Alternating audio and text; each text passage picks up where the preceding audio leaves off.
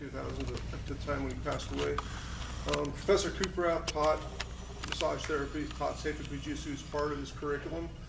He believed in, if you break the body down, you have to know how to heal it. It's basically a mechanism of injury. If we can injure something, we just reverse it and we're able to heal it. And that's where we're going with this.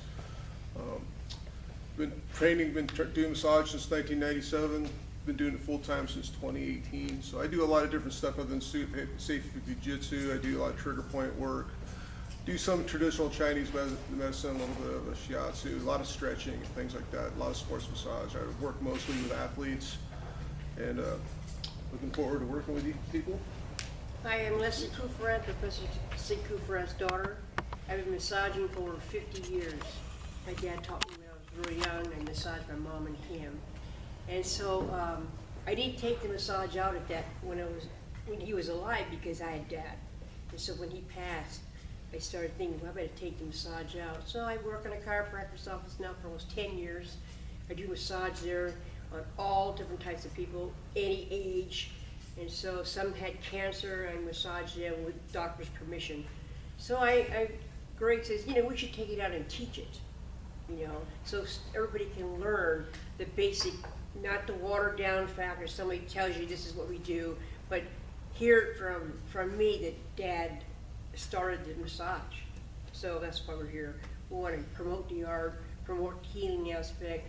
And so if you're in a dojo and somebody gets hurt, so you know exactly what to do. You can go there and help him up, massage him to get his heart back to beating normally. Okay, so it's all about that. It's all about healing. Okay. And you guys are out of We're Santa Clara. Oh. Santa Clara. Santa Clara. Yeah. Okay, so we were calling this healing in the martial way because there's the relationship between martial artists and healing goes back to the beginning, all the way to the beginning. Many of the early martial artists practiced the healing arts.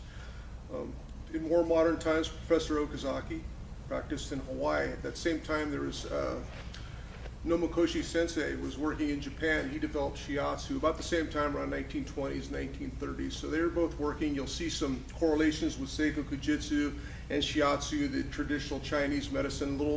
It's not straight acupressure, but you will see different points, and you'll see some of the 5-element theory come into each art. Muay Thai fighters, many of them also practice massage, and it's just part of the art, part of the healing. A lot of people train in dojos and training centers that are pretty far away from epicenters, so they have to know how to heal.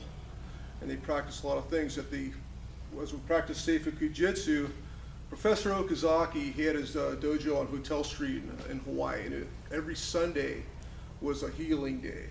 So they trained Saturday, that would be the peak. That was almost like a spiritual day where you just really hit it hard. Sunday was a healing day, and at Professor Okazaki's, he had a full spa. They would do it, sit on the ice, they did cryotherapy, they had big ice blocks, and then they'd go to a sauna, and then they'd do the massage. All the students learned how to massage. That's who did the massage, with each student work on each other. Eventually the white belts would learn from the black belts, and it would reverse, where now you have the white belts working on the black belts as they progress, and then when they would receive their black belt, all of them were proficient in massage therapy as well. At Kaheka Lane, it was the same thing. That was Professor Kuprat's dojo over in Honolulu, and it was the same thing. Sundays were always massage day. So what you're going to find, the beauty of massage, if you're a martial artist, you really get to learn a lot about the body. You'll learn a lot about the anatomy. You will notice the way the body bends. You'll notice parts that people say, hey, that's a real tender spot. You might want to take note. That could be like a strike point as well as a healing point. There's a lot of pressure point fighting now. You learn shiatsu, it's basically the same. You're hitting the same meridian lines. So it gives you a chance to study in a different way. You reverse the injury. You reverse the mechanism of injury, which is, to heal is just the opposite. It's like a yin-yang, just the opposite of to break down. So that's where the healing and the martial arts go. And it goes back to probably the beginning of martial arts. Many of the early martial artists that were said to be massage therapists, read about even the early ninjas, they used massage. A lot of those were massage therapists. That's how they practiced their anatomy.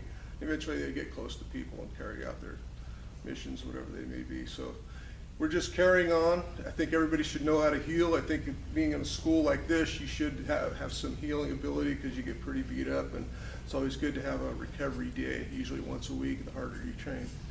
So we're gonna get going with this. We're gonna start with basic Seifu Jiu-Jitsu. We do crawl, walk, run. We start right at the very beginning. So it's gonna be, you've probably seen a lot of this before. But we'll take it past that. No,